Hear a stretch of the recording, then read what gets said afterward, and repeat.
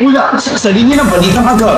Marito kami ipapamakasan ng mga scientific kong araw-araw. Hati, ano bula ang kaalaman? At hindi ka pansin ang teorya ng ating pinagmulan. Magandang hapon si Bronans. Ako, si Johnny Labton. At ako naman si Rosalis Criet at ito ang Eagles!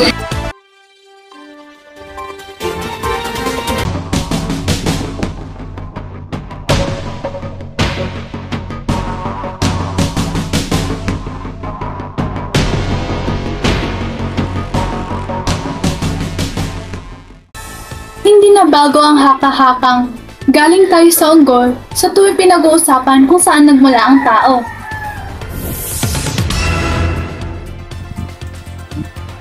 Pero sa balitang ito, isang sabi-sabi ang ating babasagin.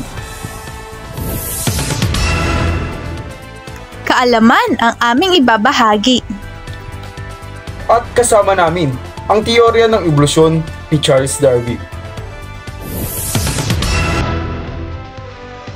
Ano nga ba ang teoryang ito? At sino si Charles Darwin?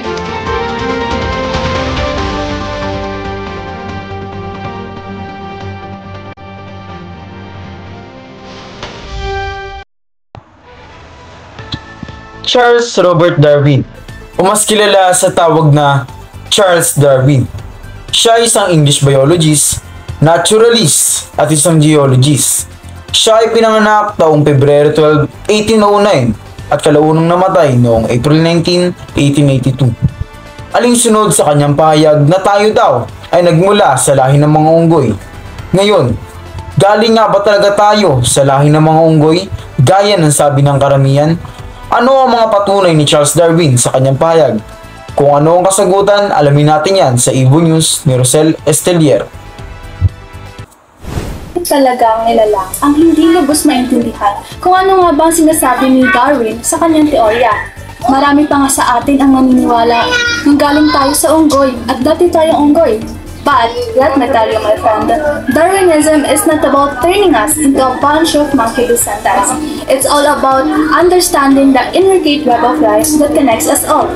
Darwin's theory beautifully explains how species adapt and change over time. Through the process of natural selection, kung sino ang may pinaka-desirable traits ay ang siyang may chance na mabuhay at maipasa ang kanyang traits sa future generations. It's like a never-ending audition where the fittest still the show. At ngayon, pag-uusapan at bigyan natin diin ang mga patunay ni Darwin kung bakit nga ba nasabi na tayo mga tao at ang mga unggoy ay mayroong common ancestor. Let's talk about physical similarities. If you will take a look in monkeys and humans, you will notice the common features. First, we both have 5 fingers on each hand, similar skeletal structure, and even similar internal organs. Our arms and legs have the same basic skeletal structure, allowing us to perform movements such as climbing and grasping objects.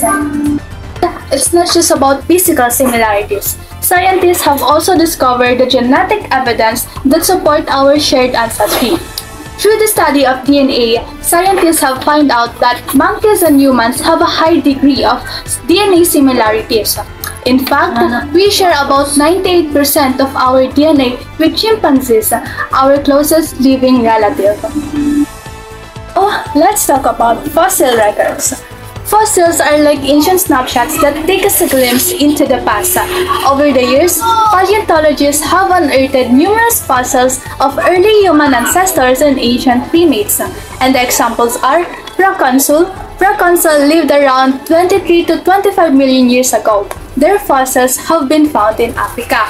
The next is the Egyptopithecus. Egyptopithecus lived around 30 to 35 million years ago in what is now Egypt.